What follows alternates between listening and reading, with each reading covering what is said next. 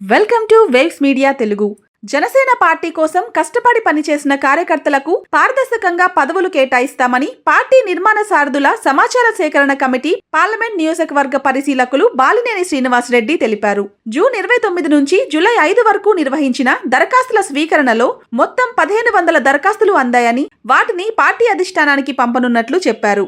పవన్ కళ్యాణ్ ఆధ్వర్యంలో దరఖాస్తులను పరిశీలించి అర్హులకు బాధ్యతలు అప్పగిస్తారని, పదవులు రాని వారికి కూడా భవిష్యత్తులో నామినేటెడ్ పోస్టుల్లో ప్రాధాన్యం కల్పిస్తామని పేర్కొన్నారు. ఈ కార్యక్రమంలో వీరవల్లి వంశీ, మండలేని చరణ్ తేజ, బెల్లంకొండ అనిల్ తదితరులు పాల్గొన్నారు.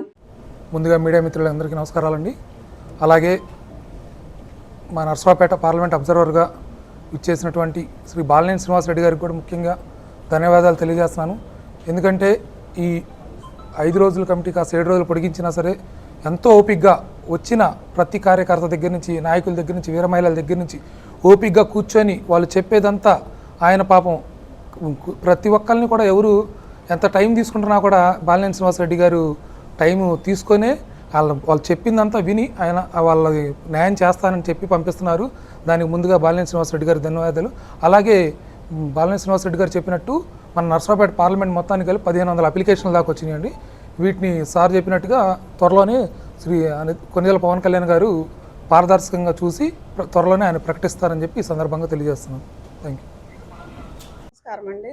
మన డిప్యూటీ సీఎం పవన్ కళ్యాణ్ గారు ఎంతో ప్రతిష్టాత్మకంగా మెంబర్షిప్ నుంచి లీడర్షిప్కి తీసుకెళ్ళడానికి, ప్రతి కార్యకర్తని గుర్తింపు పొందడానికి ఈరోజు ఈ కార్యక్రమాన్ని ఏర్పాటు చేశారు. ఈ కార్యక్రమంలో ప్రతి ఒక్కళ్ళు పార్టీ నిర్మాణం దగ్గర నుంచి ఎంతో కృషి చేసి కష్టపడిన వ్యక్తులు ఈరోజు అప్లికేషన్ పెట్టుకుంటారు.